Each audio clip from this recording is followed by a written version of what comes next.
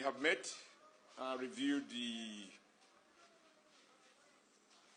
development in South Africa, particularly as it affects the attack on foreigners, particularly blacks, if not exclusively blacks. And a lot of these people are clearly Nigerians. Having listened to all the explanations from the authorities in South Africa, these people are neither being accused of being illegal immigrants, nor are they reportedly involved in any illegal activities. Those who have business permits to set up businesses, whether they are traders, they are into manufacturing, whatever businesses they are into, they are operating within the letters of the law of the South African government. Over the past 1 year, virtually every other week, Nigerians are being wasted in one part of South Africa or the other. And we know that the government has had conversation with the South African authorities, drawing their attention to these and other abuses to which Nigerians have been subjected to. But the escalation in attack on foreigners, which include many of whom are Nigerians, have reached a level that is no longer tolerable. At some point, people wonder whether these attacks have the backings of South African government. What has been clear over the period is that the South African authorities has not demonstrated sufficient commitment to bring these attacks to an end. For example, in spite of the fact that many people's lives have been wasted, not one South Africa is known to have been convicted and sentenced to prison on account of his or her role on attack of foreigners, killings of foreigners, and looting of foreign businesses. This recent attack, we have been able to watch some of the comments in South Africa, particularly the one that was made by a Deputy Minister of Police Affairs in South Africa, where, among other things, he not only endorsed the killings and the looting of foreign businesses, he refers to the activities of those foreigners who are into legitimate businesses as tantamount to economic sabotage. These have been very well spread across the country. Number two, the statement credited to the youth leader of the ANC in South Africa also suggests that the ANC as a party in South Africa find nothing wrong in these wanton killings and lootings of foreign businesses and killings of foreigners in South Africa. Of course, it is not a secret that Nigeria contributed over $60 billion to the struggle against apartheid, not only in South Africa, but in Southern Africa. And for some of you who are of my age, you will recall that even Nigeria students participated in contributing from their own stipends in the relief fund to support the South Africa struggle. However, what we find completely unacceptable is that whereas South Africans have continued to benefit from the Nigeria business environment and repatriating billions of dollars to South Africa and other places of their choice, the South African authority appear envious of the many jobs and petty trading activities which some Nigerians and other black people are involved in South Africa.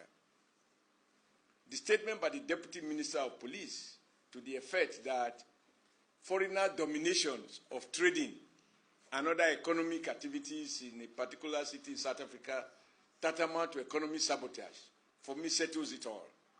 To the extent that the South African government has not called that Deputy Minister to order, who appear an official endorsement of the South African authorities. Therefore, having reviewed all of these and other matters, the NWC commend the leadership being provided by President Muhammadu Buhari, first in boycotting the the World Economic Forum that is currently taking place in South Africa.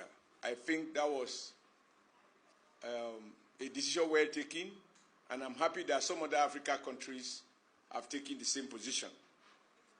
We cannot be talking of Africa economic integration when at the time the world is talking about the role of small-scale businesses as critical to economic growth, not only of Africa but around the world. Those blacks who are involved in those small-scale businesses in South Africa have had their businesses ruined and oftentimes their lives lost. This also happened just few weeks or few months after Nigeria appended signature to Africa Free Trade Agreement. What is the essence of having an Pan-Africa trade arrangement if African governments cannot protect the interests of Africans that are doing legitimate businesses in their country? So, having commended President Muhammadu Buhari for the step he has taken, first in dispatching an envoy to South Africa, we believe that is right. Two, directing the Vice President to boycott the scheduled participation of Nigeria in the World Economic Forum currently going on in South Africa, and other diplomatic effort that the government is making.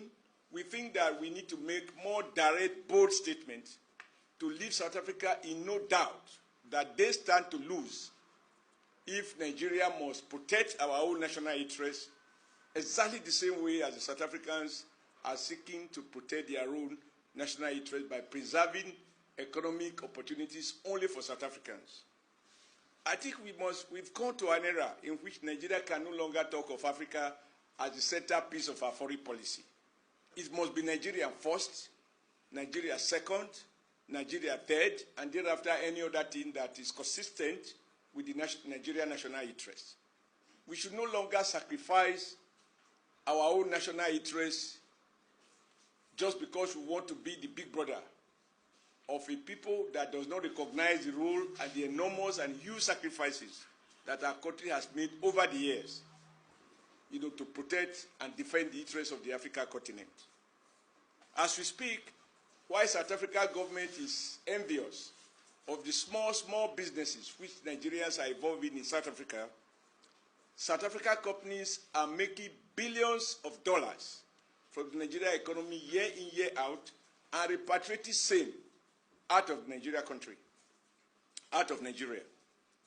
For example, MTN is making huge profit, including sometimes breaching our national laws. And we think that South Africa cannot be envious of those small businesses while their own business giants are smiling to their banks in foreign countries where they keep profit that they repatriate from Nigeria. We are aware that not too long ago, MTN was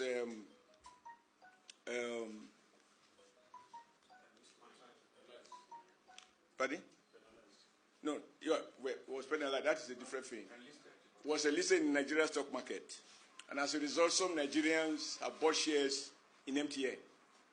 But I think in a moment like this, and in order to send a very strong message to South African authorities and South African people, it is worth it for Nigeria government to take steps to take over the remaining shares of MTN that are owned by South Africans, so that MTN become fully Nigeria owned.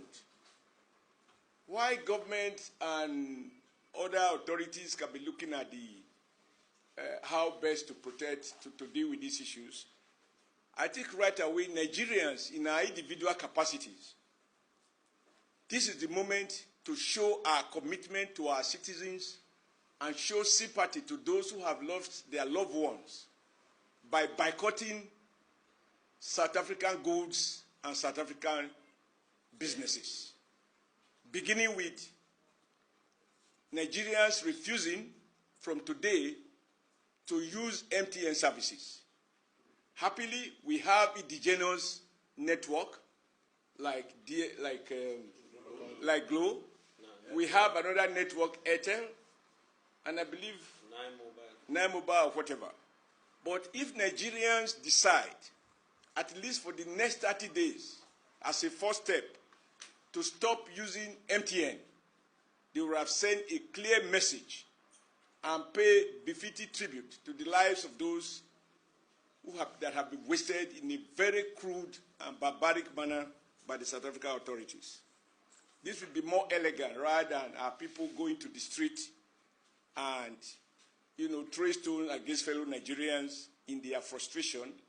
And as we have seen in Lagos, in the process, a Nigerian life being lost in the course of his legitimate protest against South African interests, even if we do not endorse any act of violence. Because as they say, two wrongs don't make a right. Number two, I think this occasion also offers us opportunity to reflect why we should continue to allow DSTV to repatriate millions of dollars to South Africa every year arising from their activities in Nigeria. We have to review all of those things that give South African companies monopoly, such that they make money with very little value addition. Number three, to show that we mean business, and as a practical step of discouraging more Nigerians from going to South Africa, and even encouraging those who are already there to return back home, we think that it will also be an appropriate message to South African government that until they find satisfactory explanation and pay appropriate compensation to those innocent Nigerians whose property has been looted and those who have been killed, that until then, South Africa Airways should be stopped. Their landing rights in Nigeria should be stopped. They should not have the right to fly to any part of Nigeria until these issues are sorted out. Nigeria needs to show that we are not chicken to be molested. The life of every Nigerian matters, whether at home or abroad. Again, as part of the rip-off, which many South African companies are involved in, many Nigerians believe that ShopRite is owned by South Africans. They are repatriating money purely from franchise. As we know now, both the capital with which those shopping malls are built are Nigerians. The shop owners are Nigerians. But these guys make profit just with the franchise. I believe this moment also imposes obligation on government to review any of the agreement that enables South Africans to begin to develop monopoly in our commercial, in our commercial life. We also know that Standard Chartered Bank and Stanbic Bank, these are all South African banks. Nigeria may have small shares there, if any. It is time to ask them to wind up so that Nigeria banks can take advantage of their departure to expand their operations and maximize their profit, and Nigeria government make up a legitimate tax from the profit generated by these banks.